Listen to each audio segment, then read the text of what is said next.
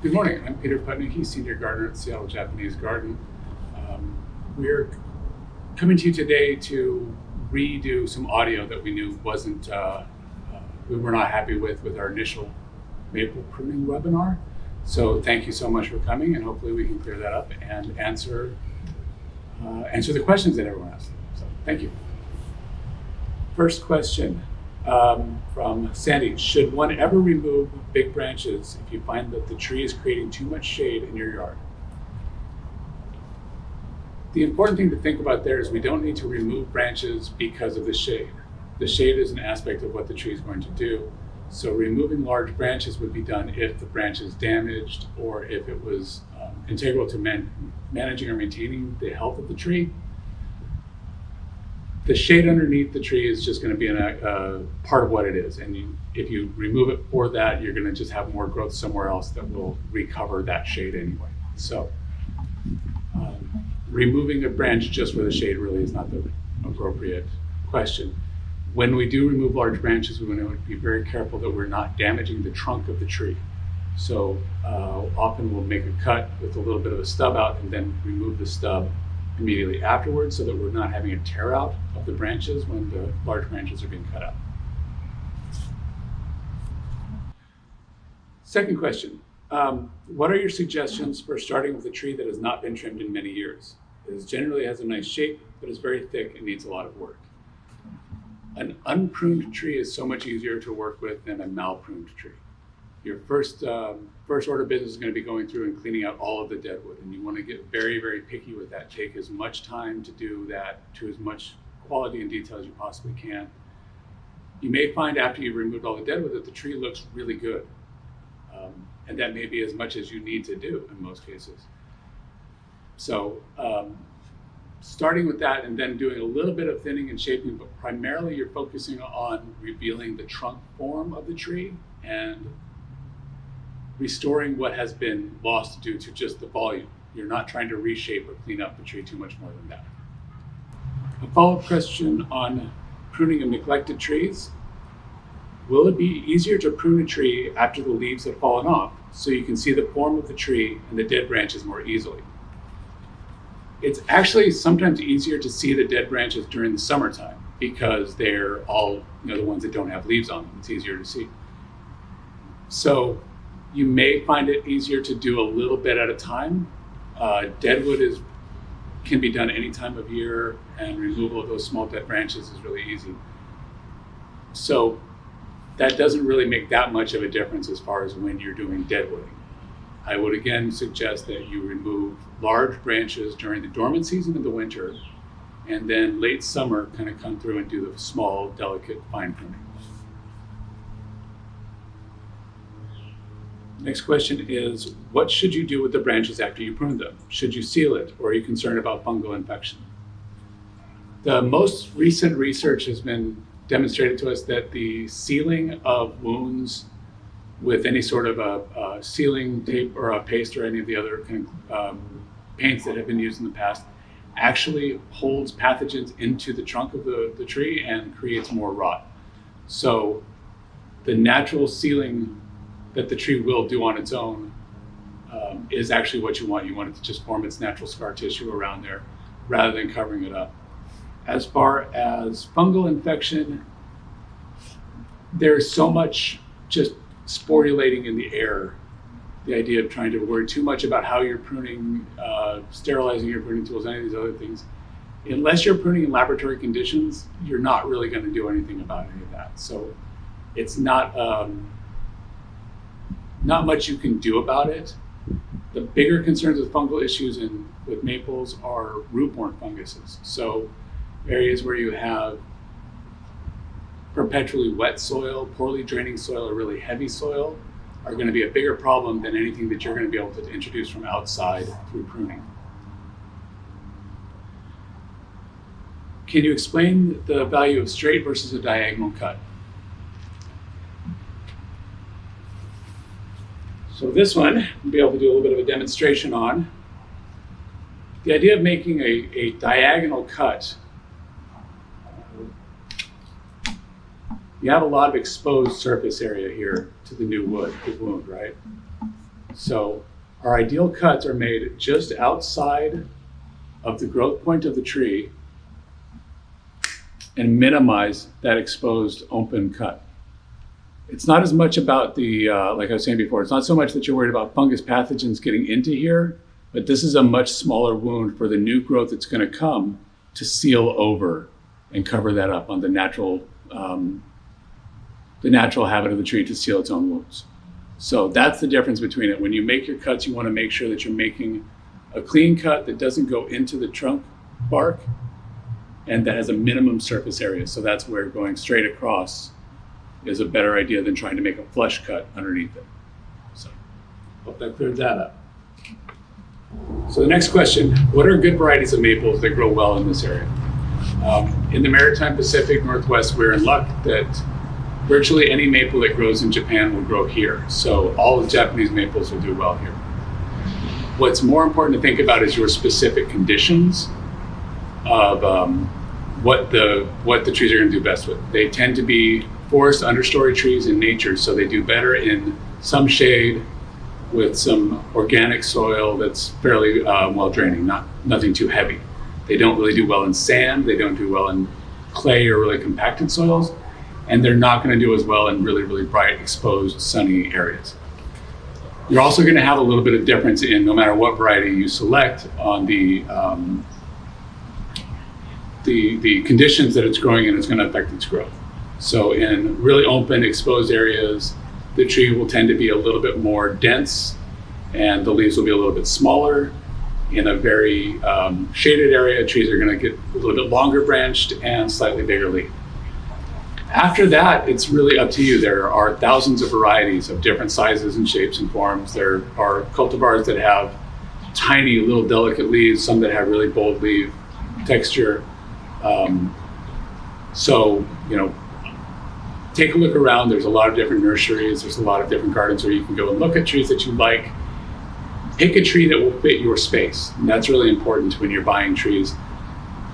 If you find a tree that's going to be large by its habit and you put it in a space where it needs to be kept small, you're always going to be fighting this tree and it's going to be really difficult. So look at the tree in its maturity. The Seattle Japanese Garden, the Arboretum, and Kubota Garden all have some really great examples of Japanese maples at various ages, from brand new little seedlings all the way up to 60 to 100-year-old specimens in some cases.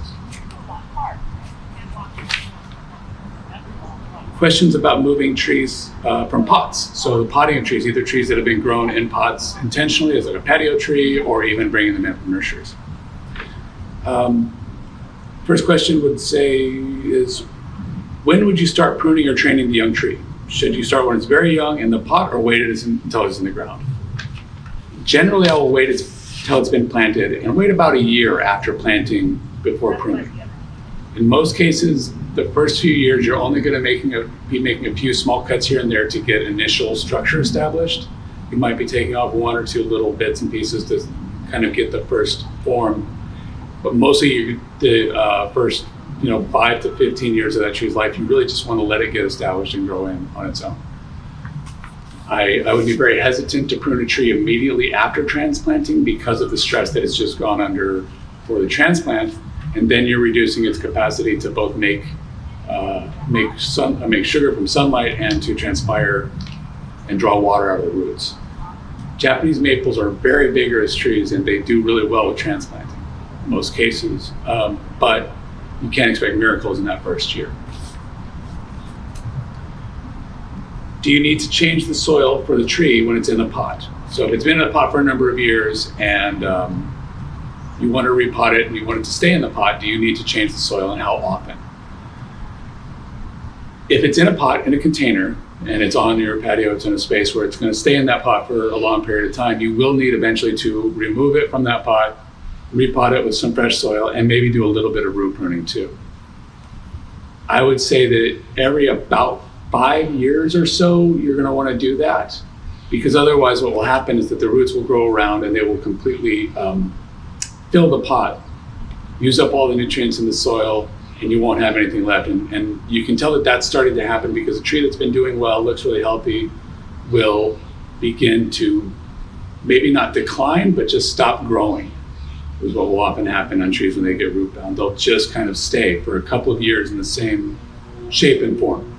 So if you see your tree is sort of stopped, you may want to think about pulling it from the pot, doing some root pruning, cleaning it up a little bit, bringing in some new soil. It's also valuable at that time to maybe think about putting in a slightly larger pot so that the new roots have room to grow out. So next question, do you have a particular brand for tools? I'm not super specific about brand, although I will say that I'm very particular about using Japanese garden tools. What you'll find with those is that they tend to be made of a much higher quality steel and often much simpler in design. You don't really have a lot of breaks or fidgets or widgets on this thing here. It's a simple 2 pieces of very hard steel, a very sharp blade and a hook, a spring, and that's about it. The less moving parts you have, the less you have opportunities for things to go wrong. The other thing is you can get the blades of these incredibly sharp, so you can do some really effective, thorough pruning without having branches that break off or tear. You don't want to damage anything with your tools. And these are sharp enough that, making cuts with this, you can see how it really just planes through the wood. Like, that's not a great example there, but you can see how well it just shears through the wood and leaves a really clean cut. So one thing you want to avoid is what they refer to as the anvil type pruners, where it's a blade. And if you notice here, it's a blade and a hook. The anvil type pruners have a blade and then a flat piece of metal that the blade mashes into. That doesn't really allow you to have the opportunity to make a really clean cut, and it also makes it really hard to get close in to make the kind of small close cuts that you want to without cutting the non-target piece. For a lot of the small pruning, little twigs and tips of stuff, I'll just use the tips of my fingers. You can break off some of these small ones here where you don't necessarily need to cut them. The next size up for pruning is I will offer is some of these small pruning scissors. There's a couple different designs, but I'm real fond of the old-fashioned scissor kind. I find it relieves a lot of hand fatigue because your hand is doing both the opening and the closing, and it gets you into these little tiny spots to make the cuts where the larger pruner just wouldn't fit without damaging either side. These are Okatsune brand, which is a pretty much just standard issue Japanese gardeners shears. These are, this is what's used every single day by most gardeners in Japan, and what I use most days here at the garden. Stepping up a little bit when you start making larger pruning cuts, folding pruning saws are great. There's a couple different, again, brands on the market. I'm fond of the Silky brand, very sharp blades. And one of the great things about these folding saws is that they're small enough that you'll actually carry it with you. A tool doesn't do you any good if it's in your garage or in your truck. So this is small enough that you'll have it with you, and it's a sharp enough and good enough quality saw that you can cut through really large branches with this without fatiguing yourself. So it's important, whatever tools you end up buying, whatever brand, make sure that they are tools that you like using, that they're comfortable for your hands, and that you that they're of a quality that you're going to be able to get quality work. You can do good work with bad tools, but it's a lot harder to do great work. So I think the last question, there was another question actually.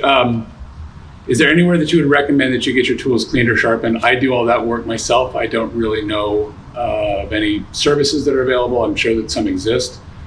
I would say that for a lot of these, higher quality carbon steel tools, for like the Japanese tools, try to avoid using mineral spirits, petroleum distillate kind of based cleaners or oils on them. So like WD-40 or something like that. That can actually pit and damage the carbon steel on here.